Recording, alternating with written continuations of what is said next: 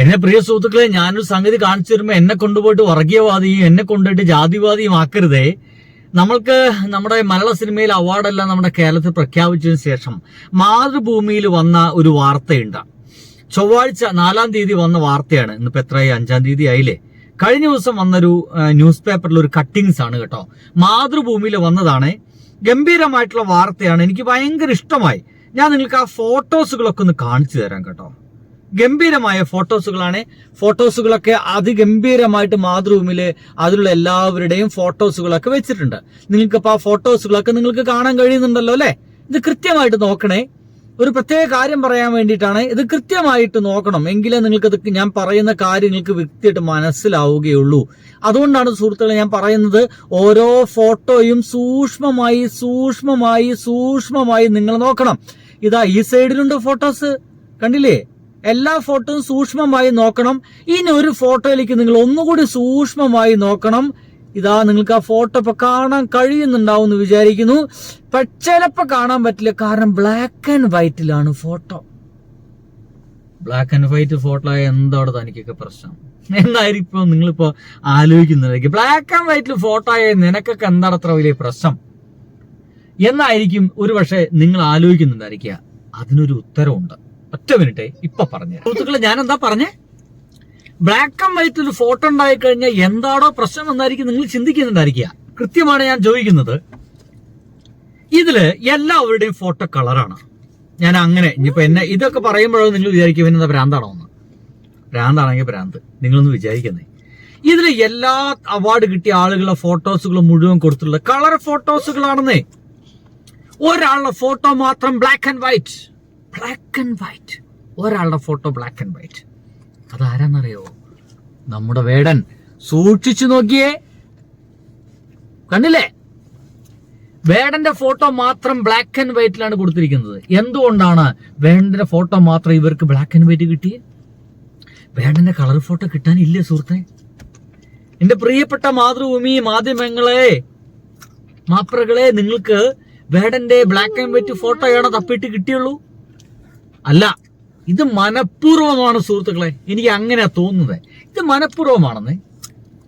അല്ലെങ്കിൽ ഇവരൊക്കെ colour photo കൊടുക്കുമ്പോൾ വേടന്റെ മാത്രം ഇങ്ങനത്തെ ഒരു ബ്ലാക്ക് ആൻഡ് വൈറ്റ്, കറുത്തവൻ, കരിമ്പൻ, കറുത്തവൻ എന്നുള്ള ഈ ഒരു കൺസെപ്റ്റ് കാണിക്കുന്ന ഈ ഒരു ഫോട്ടോ മാത്രം കൊടുക്കാൻ ഇവർക്ക് എന്തുകൊണ്ട് ഇങ്ങനെ തോന്നി എന്ന് ചോദിച്ചു കഴിഞ്ഞാൽ അതിന്റെ പേര് കൂടിയാണ്.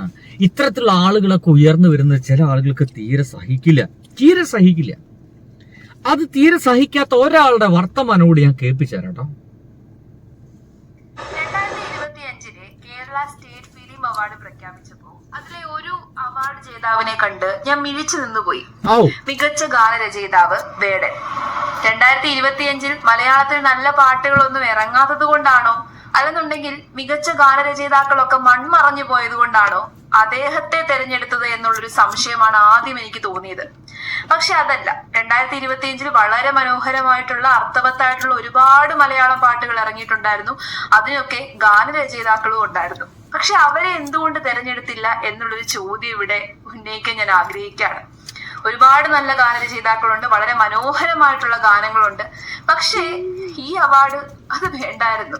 ആരെയൊക്കെയോ സുഖിപ്പിക്കാൻ വേണ്ടിയിട്ട്, പുകഴ്ത്താൻ വേണ്ടിയിട്ട് കരുതിക്കൂട്ടി ചെയ്ത അല്ലെങ്കിൽ കരുതിക്കൂട്ടി പ്രഖ്യാപിച്ച ഒരു അവാർഡായിട്ടാണ് എനിക്കത് ഫീൽ ചെയ്യുന്നത്.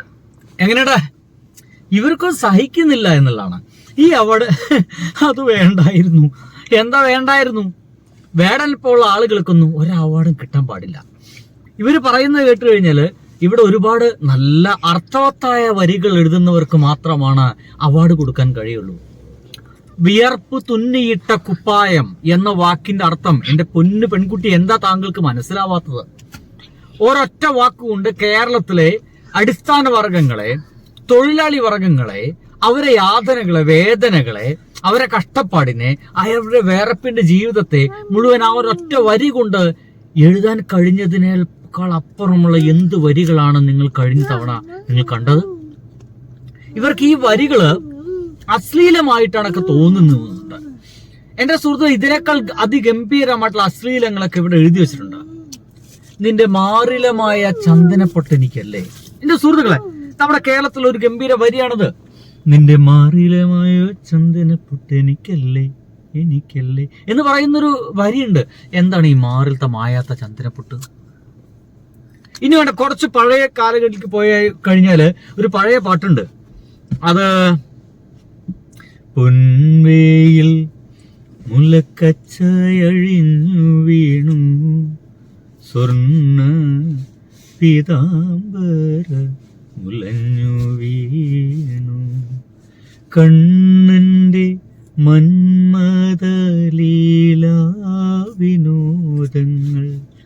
സുന്ദരി വനറാണി അനുകരിച്ചു സുന്ദരി വനറാണി അനുകരിച്ചു. എന്താണ് ഈ കണ്ണന്റെ ലീലാവിനോദങ്ങൾ എന്താണ് ഈ അനുകരിച്ചത്? എന്റെ പൊന്നു സുഹൃത്തുക്കളെ, ലൈംഗിക കേളിയെ കുറിച്ച് എഴുതി വെച്ചിരിക്കുക. അതാണ് ഇങ്ങനെ താളാത്മകമായിട്ട് സംഗീതാത്മകമായിട്ട് എഴുതി വെച്ചപ്പോൾ നമുക്കത് നല്ല പാട്ടായി. അതിന്റെ അർത്ഥത്തിലേക്ക് ഇറങ്ങിക്കഴിഞ്ഞാൽ മനസ്സിലാക്കി എന്റെ പടച്ചോനെ ഇമ്മാതിരി സാധനങ്ങളൊക്കെ ഇതിൽ ഇവന്മാർ എഴുതി വെച്ചിട്ടുണ്ടല്ലേ. ഇങ്ങനെ എത്ര എത്ര വരികൾ ഇവര് പറയുന്ന പോലെ അർത്ഥവത്തായ വരികളൊക്കെ ഉണ്ട്.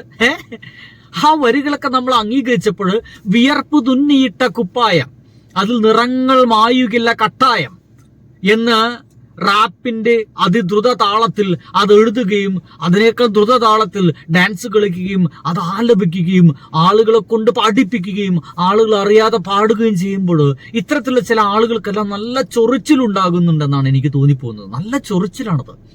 ആ ചൊറിച്ചിലിന്റെ പേര് കൂടിയാണ് സവർണ മനോഭാവം. ആ ചൊറിച്ചിലിന്റെ പേരാണ് സവർണ മനോഭാവം. ചില ആളുകൾക്ക് മാത്രമാണ് ഇത്തരം സംഗതികളൊക്കെ കിട്ടാൻ പാടുകയുള്ളൂ, അവാർഡുകൾ കിട്ടാൻ പാടുകയുള്ളൂ. അല്ലെങ്കിൽ ശാസ്ത്രീയ സംഗീതം ഫോളോ ചെയ്യുന്ന ആളുകൾക്ക് മാത്രമാണ് അവാർഡുകൾ കിട്ടാൻ പാടുകയുള്ളൂ. അതിനപ്പുറത്ത് യോഗ്യത വേറെ ആർക്കുമില്ല എന്നുള്ള തോന്നലുണ്ടല്ലോ. ആ തോന്നലാണ് നമ്മളെ കേരള സിനിമ ഏറെ കാലമായിട്ട് ഭരിച്ചുകൊണ്ടിരുന്നത്. ആ തോന്നലുകൾക്കെല്ലാം എന്താ പറയാ, ഒരു വൈൻഡ് അപ്പ്, ഒരു അവസാനം ഉണ്ടാക്കുകയായിരുന്നു നമ്മുടെ ഇവിടുത്തെ ഗവൺമെന്റ്. സത്യം, സന്തോഷം തോന്നിപ്പോയി വേടൻ അവാർഡ് കിട്ടിയപ്പോൾ. അദ്ദേഹത്തെ അംഗീകരിച്ചല്ലോ. അംഗീകരിക്കേണ്ട അത്തരത്തിൽ എത്രയോ വ്യക്തിത്വങ്ങൾ നമ്മുടെ കേരളത്തിലുണ്ടായിരുന്നു, അംഗീകരിക്കാതെ പോയി, അവഗണനയിൽ മുങ്ങിപ്പോയിട്ടുണ്ടായിരുന്നു.